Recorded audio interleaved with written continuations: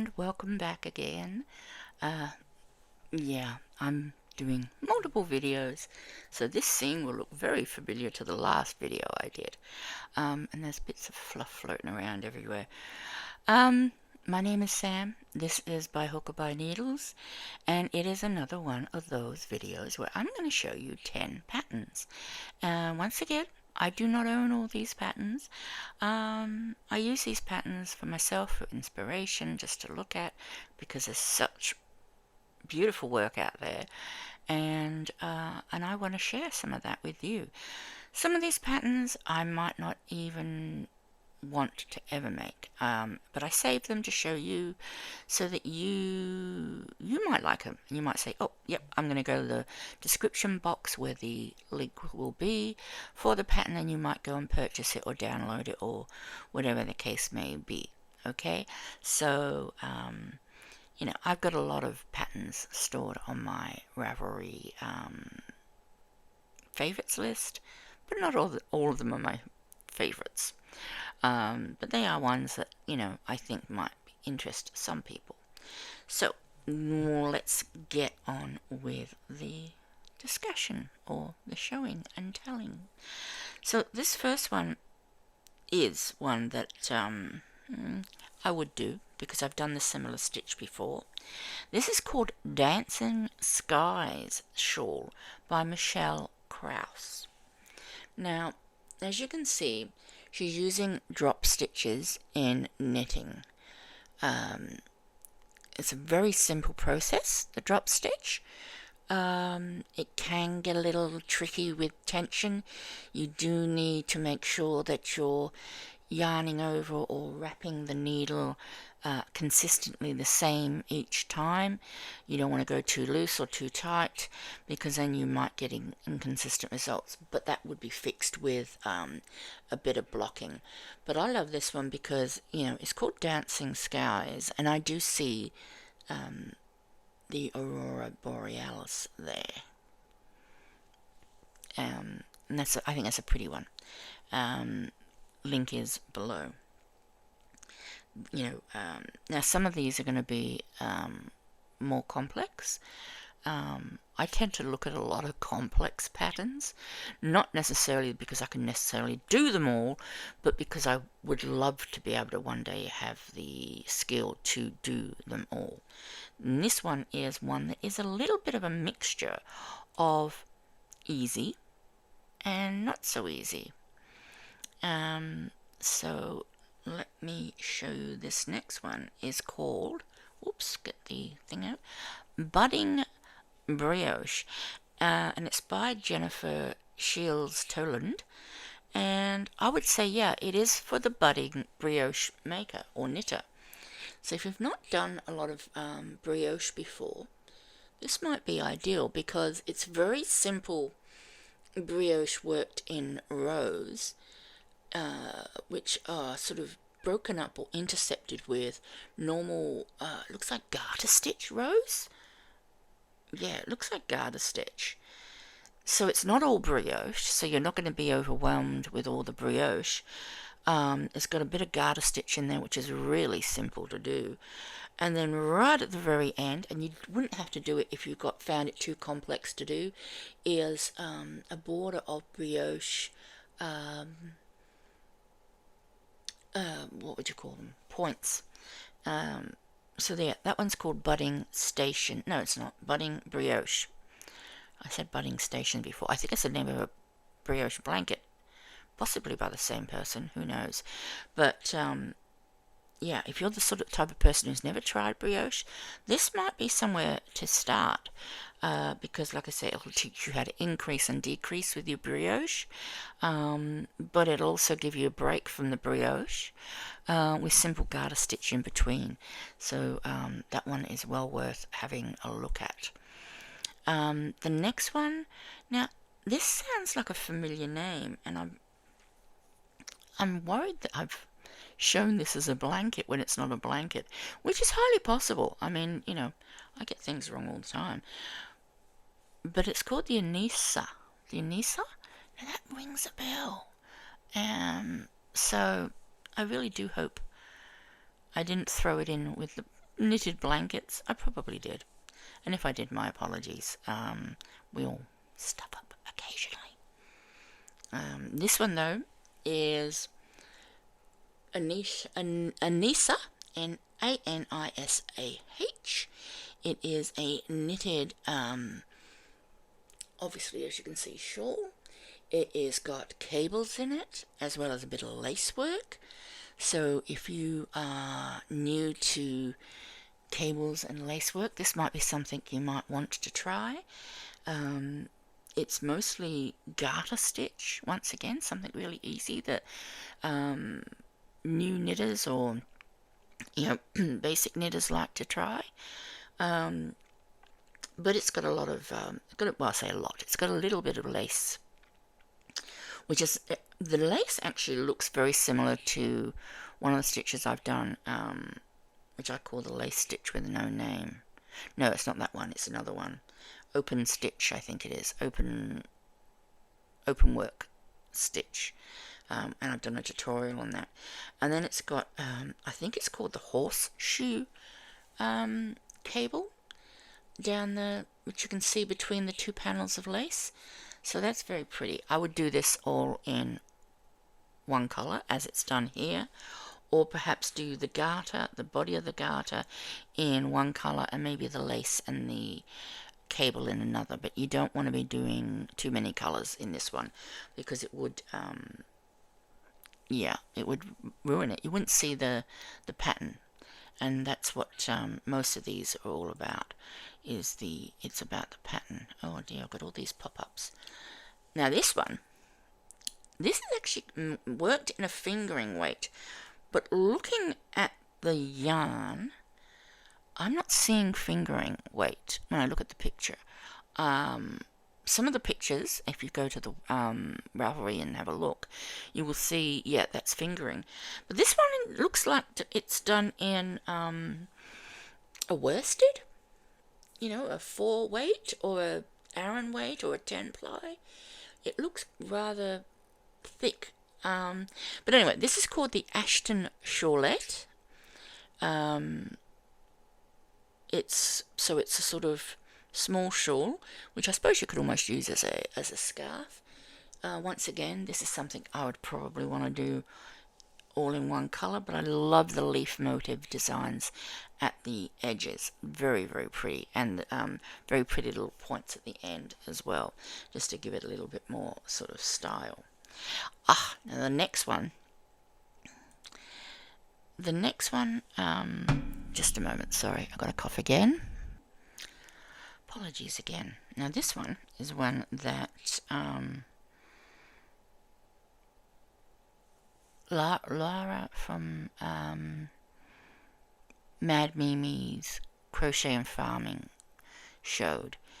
I can't remember if she said it was on her favourites list or a wish list or what it was. But when I saw it, I thought, I've got to have that on my list as well. It is called Dinosaur Crossing, and I think you will agree that it definitely looks like dinosaur tracks. And I absolutely love it. It is gorgeous. You've got a very simple start there at the top, which looks to be, I'm going to say once again, garter stitch. So it starts off with the garter stitch, and then you work the lace panel as well, to the side of it. So yeah, I mean, sometimes I get inspiration from other people's inspiration, but Lara sort of her daughter loved dinosaurs, so that's one of the reasons why she really felt inspired by this particular knit stitch. And I've got to say, I really quite like it too. It's very, very pretty, and it would be a challenge. Most of these would be a challenge. Sometimes the challenges are too much for me. Sometimes I can handle them, but it's always nice to try, and that's why I like to sort of keep these all together, so that I can look at them and, encourage myself to try something sort of different, because I like to try something different all the time. So, if I just had 5 patterns in my vocab or in my books, I'd go, oh gosh, I'd get really bored. I really would. I'd need to make more than one thing. Anyway, so this is called Fleur-de-lis One Skein Triangle. Now, obviously it's called one skein because it will use just one skein, it claims, of a fingering 4-ply. And it's saying that it's 405 yards, which is 370 meters. So that would actually be equivalent to one of my fingering donut skeins that I've got. So this is something I think I would try, because it will use just the one skein. And what sort of, I can't remember. I'll get all these windows out of the way. I've got all these pop-ups. Everything keeps popping up while I'm trying to talk. It is free. It's a free Ravelry download. So beautiful. Not a lot of the patterns I show are free, but many paid patterns. I haven't bought them all. I wish I could afford to buy them all, because I do like to support the designers where and when I can. Now, this next one is one I would not knit. It is not my style. If someone asked me to knit it, I would knit it, but it is not my style, but it might be yours. It's called Knit Love Shawl. As you can see, it's got love hearts knitted into it. It is lacy. It's done, obviously, I would say, a fingering or a DK white. So they have actually got the 2 sizes. Presumably you'd use a DK if you want it larger, or you do the fingering if you want a smaller shawl. So yeah, but like I say, it's not necessarily a pattern that I particularly like.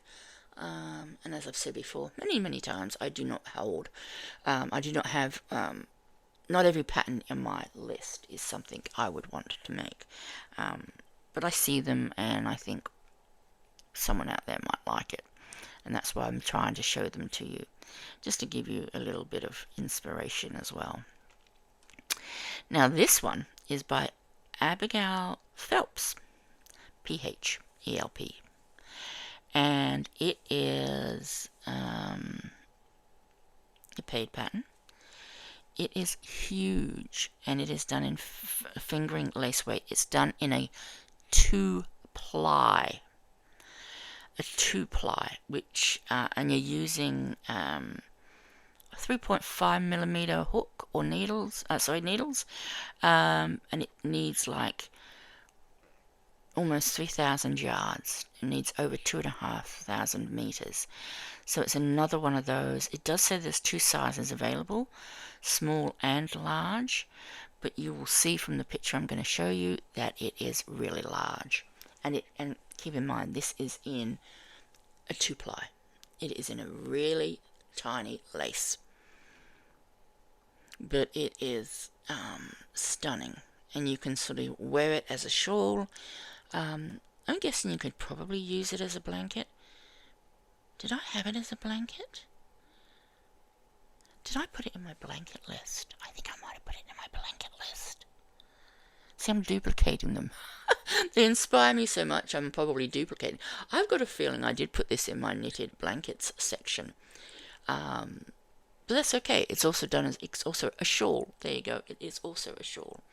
But yeah, and it's worked from the center out. So it's once again one of those things that is going to start off. It's going to be very tricky. You need to know how to do what they call a pinpoint increase, or pinpoint start, center, cast on, whatever you want to call it. Because you work from the center out knitting. So you start with some DPNs, or a very long cable, and you do magic loop, and then you would just either switch your DPNs for a cable needle, and then a bigger cable needle and a bigger cable needle, or you just start off with just one really long cable needle, and just do magic loop. I would be inclined to use my Addies, my Addy Crazy Trio DPNs to start this off with. So I haven't got all that cord hanging around me, but it's very pretty, and it's very obviously very, very lacy. It will be in the description box below, but like I say, I don't know whether it's because when I look at these patterns and I get inspired, and I do go back to look at them over and over again, so I don't know whether I have shown you that. I've got a funny feeling I have put this one in on my blankets one. Okay, so forgive me if it's a repeat, but it is a shawl as well as a blanket, so I can be forgiven for making a mistake. We all can. Now this one, I love this style of, it's called a shawl, but you could do a scarf like this also, and I really do just love this style of working shawls. It is a V-shaped shawl, so you there's no sort of starting off with just a few stitches and then increasing.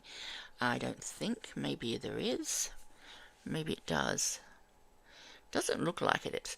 It looks like basically you cast on your full number of stitches, which might be, in this case, if it's 4-ply, which is fingering, it might be 300 or 400 stitches, and then you would literally increase or decrease in the center depending which way it's being worked, and on the ends you would also decrease or increase to keep them straight. But it's a very pretty, it's called the Strawflower Shawl. Now, Michael from MDL Crochet has done a Tunisian crochet pattern with, I'm sure it was a straw flower, he said, because it's got 5 petals, and he wanted something with 5 petals, I think. So, yeah, I'm just by and by, I'm just talking about the flowers now. But yeah, so very pretty, very lacy. It looks like it's got some what they would call nubs, or what I would call a bobble. Oh, Maggie, please. No, no, no, no, no, no, no, no, no. No, no, no, no, no. People don't want to see that. I certainly don't want to see that over my shoulder. No, yeah, you can lick your paw. Sorry about that. Oh, dear. Yeah, so Strawflower Shawl in the description box if you're interested at all in having a look and getting some inspiration. Now this one I just popped in there because it is so complex looking, but that's what I loved about it. And once again, it's one of those ones I don't think I'd ever actually have the talent, patience, or whatever to actually make, but I love looking at it, and it gives me absolute inspiration, and of gee, I wish I could. It only uses a very small amount, 1500 yards or 1372 meters. It is knit, obviously, it's actually knit in a 2-ply, which is a lace weight, which is really, really thin again, and it's called the Rectangle